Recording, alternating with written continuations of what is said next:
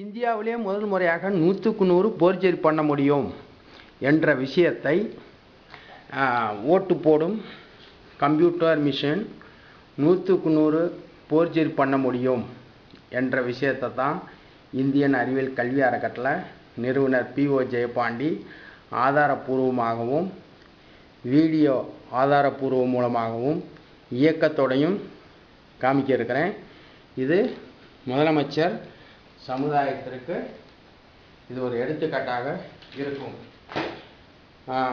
இது பார்க்கின்ற பொழுது அடுத்து IS தேர்தல் அதிகாரி ஐயா அவர்களுக்கும் இந்த வீடியோவை சமர்ப்பிக்கிறேன். இப்போ நம்ம பார்த்துக்கிட்டு இருக்கிறது அனைத்து கட்சிக்காரங்களும் வாங்கப்பா, ஏற்கனவே நடைமுறையில் இருக்கக்கூடிய கம்ப்யூட்டர் மிஷின் தான் இது. அந்த மிஷினை எப்படி ஆப்ரேட் பண்ண போகிறோம், அது பெரிய சிறிய மிஷினை பெரிய மிஷினாக செய்து காமிச்சிருக்கிறேன். இது 5 வேட்பாளர் இருக்காங்க. இது கவுண்டிங் 6ஆம் நம்பர் இப்போ எப்போ எல்லோரும் சுவிட்ச் அமைக்கி பாருங்கள், ஓட்டு விழுதான்னு பாருங்கள் அப்படின்னோடனே அனைத்து கட்சிக்காரங்களும் ஆப்ரேட் பண்ணாங்க. சார் ஒரு ஓட்டு கூட விழுலை சார். இப்போ அமைக்கி தானே இருக்க, எதுவுமே விழுகலைல ஓட்டு. இந்த கம்ப்யூட்டர் மிஷினில் மவுஸை தேர்தல் ஆணையரை அமுக்குனா மட்டும்தான் ஓட்டு போட முடியும். அப்படியா சார்? சரி நான் ஓட்டு போடணுமா சார்? போடுப்பா. நோட்டாவுக்கு போடுறேன் சார். நோட்டாவில் ஒரு ஓட்டு சேவ் ஆயிடுச்சு. கவுண்டிங் 6ஆம் நம்பரில்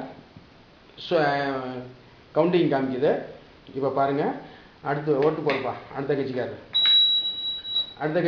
ஓட்டு போடுங்க. அடுத்த கட்சிக்காரங்க ஓட்டு போடுங்க. அடுத்த கட்சிக்காரங்க ஓட்டு போடுங்க. இப்போ பொதுமக்கள் ஒரு 5 பேர் ஓட்டு போடுங்க. ஓட்டு போட்டுக்கிறேன் சார். ஓட்டு எப்படி பாருங்க, தேர்தல் ஆணையர் அனுமதிக்கிறாரு, பொதுமக்கள் ஓட்டு போடுறாங்க. தேர்தல் ஆணையர் அனுமதிக்கிறாரு, பொதுமக்கள் ஓட்டு போடுறாங்க. தேர்தல் ஆணையர் அனுமதிக்கிறாரு, பொதுமக்கள் ஓட்டு போடுறாங்க. எப்போ 10 ஓட்டு கவுண்டிங் கரெக்டாக வந்திருக்குது, 10 பேர் ஓட்டு போட்டிருக்கீங்க, சரிதானே அப்படின்ட்டு. இப்போ இதில் போர்ஜரி நடக்கக்கூடிய விஷயத்த இதில் ஒரு சின்ன சுவிட்ச் இருக்குது, அந்த சுவிட்சை அமைக்கினேன். இப்போ 4 வேட்பாளருக்கு 2, 3, 4, 5 இந்த 4 வேட்பாளருக்கும் ஓட்டு விழுகாது. 1ஆம் நம்பரில் எப்படி போய் ஸ்டோர் ஆகுதுன்னு பார்க்க போகிறோம். இப்போ சுவிட்சை அமைக்கி பார்க்கலாமா? எந்த ஓட்டும் விழுகலை, சரிங்களா? இப்போ நான் தேர்தல் ஆணையரை அனுமதிக்கிறாரு, பொதுமக்கள் ஓட்டு போடுறாரு, லைட்டும் பிபி சவுண்டு மட்டும் வருது, ஓட்டு இங்கே போய் சேவ் ஆகிருக்கு 1ஆம் நம்பரில். கவுண்டிங் கரெக்டாக காமிக்குது. ஓகே, பொதுமக்கள் ஓட்டு போட்டாச்சுன்னு போயிடலாம். தேர்தல் ஆணையர் அனுமதிக்கிறாரு, போர்ஜரி நடக்குது, பொதுமக்களுக்கு லைட்டு பிபி சவுண்டு வந்துருச்சுன்னு போயிடுவான். ஆனால் அந்த ஓட்டு யாருக்கு போய் சேவ் ஆகுது? பொதுமக்கள். தேர்தல் ஆணையர் அனுமதிச்சிட்டாரு, பொதுமக்கள் ஓட்டு போடுறாங்க. தேர்தல் ஆணையர் அனுமதிக்கிறாரு, பொதுமக்கள் ஓட்டு போடுறாங்க. தேர்தல் ஆணையர் அனுமதிக்கிறாரு, பொதுமக்கள் ஓட்டு போடுறாங்க. இப்போ போர்ஜரி எப்படி 5 ஓட்டு, எப்படி 4 ஓட்டு அங்கே போய் எக்ஸ்ட்ரா விழுந்துருக்குது, 15 ஓட்டு கவுண்டிங் கரெக்டாக காமிக்குது. அப்போ 4 வேட்பாளர் உடையதை எப்படி திருட செய்யலாம் அப்படின்னு எல்லா பேரும் இப்போ கரெக்டாக இயங்கிறத பார்க்கலாமா? இன்னும் ஒரு தடவை செக் பண்ணலாம். தேர்தல் ஆணையர் அனுமதிக்கிறாரு, ஓட்டு திருட்டு நடக்குது, இங்கே பிபி சவுண்டு வந்துருச்சு, லைட் எரிஞ்சிருச்சு, ஓட்டு போட்டாச்சுன்னு பொதுமக்கள் போயிடுவான். ஆனால் அந்த ஓட்டு எங்கே போகுது? மைக்ரோ சாஃப்ட்வேர் இன்ஜினியர் நினைக்கிற இடத்துக்கு போகுது. யார் செவிக்கணும்னு மைக்ரோ சாஃப்ட்வேர் இன்ஜினியர் நிர்ணயம் பண்ணால் தான் அது நடக்கும், சரிங்களா? பொதுமக்கள். தேர்தல் ஆணையர் அனுமதிச்சிட்டாரு, பொதுமக்கள் ஓட்டு போடுறான். தேர்தல் ஆணையர் அனுமதிக்கிறாரு, பொதுமக்கள் ஓட்டு போடுறான்.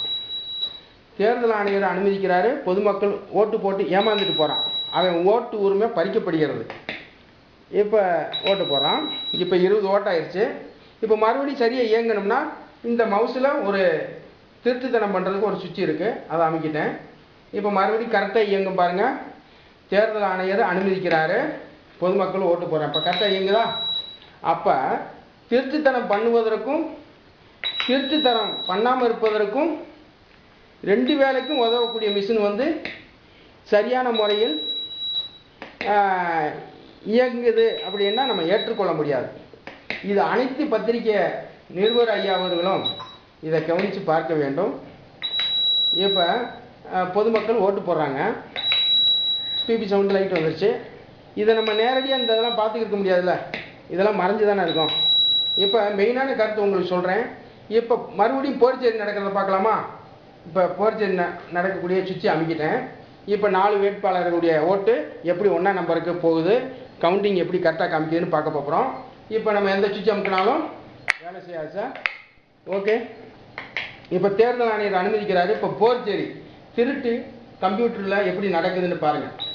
இப்போ லைட் எரிஞ்சிச்சு, பிபி சவுண்டு வந்துச்சு, பொதுமக்கள் ஓட்டு போட்டோம்னு போகிறான். ஆனால் அந்த ஓட்டு எங்கே போய் சேவ் ஆகிருக்குது, கவுண்டிங் கரெக்டாக காமிக்குது.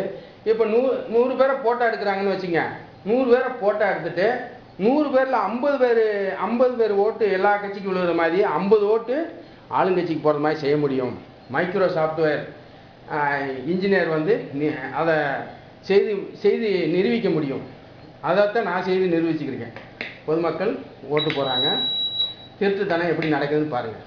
இந்தியா தேர்தல் ஆணையமே அனைத்து கட்சி தலைவர்களே, உங்கள் தேர்வு செய்யக்கூடிய மிஷின் ஒரு போர்ச்சேரி என்பதை தெரியப்படுத்தி கொண்டு இப்போ கரெக்டாக இயங்க வைக்கலாமா? இப்போ கரெக்டாக இயங்கணும்னா அந்த போர்ச்சேரி சுவிட்சை ஆன் பண்ணிட்டு இப்போ கரெக்டாக இயங்க போகுது. எப்படி இப்போ பாருங்கள். இப்போ அமுக்குன்னு இல்லை, இப்போ அமுக்குறேன், கரெக்டாக இப்போ இயங்குது. இப்போ பாருங்கள், ஓட்டு போடுறேன், கரெக்டாக இயங்குது.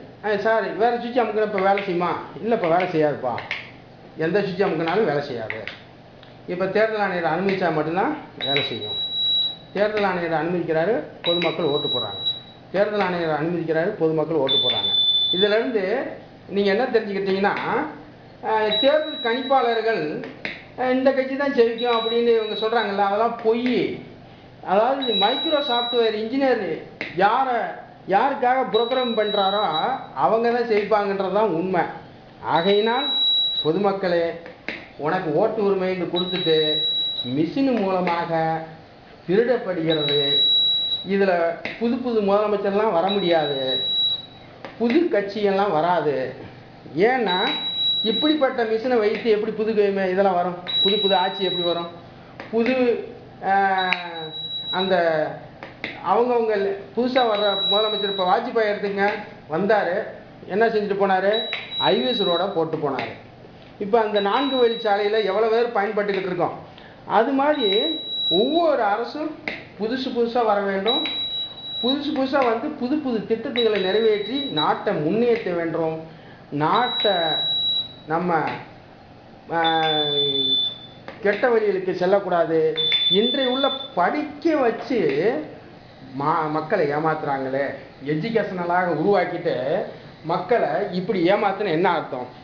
ஆகையினால் இந்தியா தேர்தல் கணிப்பாளர்களுக்கும் இந்தியா தேர்தல் ஆணையத்திற்கும் அனைத்து கட்சி தலைவர்களுக்கும் இந்த வீடியோவை போட்டிருக்கிறேன். இது அனைத்து பத்திரிகை நிருபர்களும் இதை பார்க்க வேண்டும், டிவியில் ஒளிபரப்ப வேண்டும். விரைவில் இதனுடைய நிகழ்ச்சியை நடத்த இருக்கிறேன். அடுத்த டேக்கில் பார்க்கலாம்.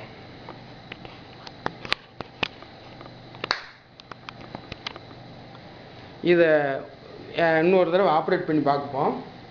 இப்போ பாருங்கள், ஓட்டு போடுறோம். தேர்தல் ஆணையர் அனுமதிச்சிட்டாரு, ஓட்டு போடுறோம். தேர்தல் ஆணையர் அனுமதிச்சிட்டாரு, ஓட்டு போடுறோம். தேர்தல் ஆணையர் அனுமதிச்சிட்டாரு, ஓட்டு போடுறோம். தேர்தல் ஆணையர் அனுமதிச்சிட்டாரு, ஓட்டு போடுறோம். ஓகே, இப்போ திருட்டுத்தனம் எப்படி நடக்குதுன்னு பார்க்கலாமா? இப்போ 4 வேட்பாளர்களுடைய ஓட்டு 1ஆம் நம்பரில் எப்படி ஸ்டோர் ஆகுதுன்னு பார்க்கலாம். ஓகே, இப்போ எந்த சுவிட்ச் அமுக்கினாலும் ஆப்ரேட்டிங்காக ஆகலை. சரிங்களா? இப்போ நான் தேர்தல் ஆணையர் அனுமதிக்கிறாரு, ஓட்டு போட்டோம். தேர்தல் ஆணையர் அனுமதிக்கிறாரு, ஓட்டு போட்டோம். ஓட்டு போட்டு இந்த சுவிட்செலாம் அமுக்குனா வேலை செய்யுமா? செய்யாது. சரிங்களா? கவனித்து பாருங்கள். இந்த திருட்டுத்தனத்தை பார்த்துட்டு மக்களே 2016 தேர்தலில் ஏமாறக்கூடாது. ஏமாறுவது, படித்த மனிதர்கள் ஏமாறுவது தான் மிகப்பெரிய பாவம். படிக்காத பாமரர்கள் ஏமாந்தால் பரவாயில்ல, படித்த எஜுகேஷனல் ஃபேமிலி ஏமாறுவது மிகப்பெரிய ஒரு ஏமாற்றம். இந்தியா ஓட்டு திருட்டு இனிமேல் நடக்கக்கூடாது. கம்ப்யூட்டர் ஓட்டு மிஷினில் 100க்கு 100 போர்ஜரி பண்ண முடியும்ன்றதை தெளிவாக எடுத்து உங்களுக்கு காமிச்சிருக்கேன். அடுத்த டேக்கில் பார்க்கலாம்.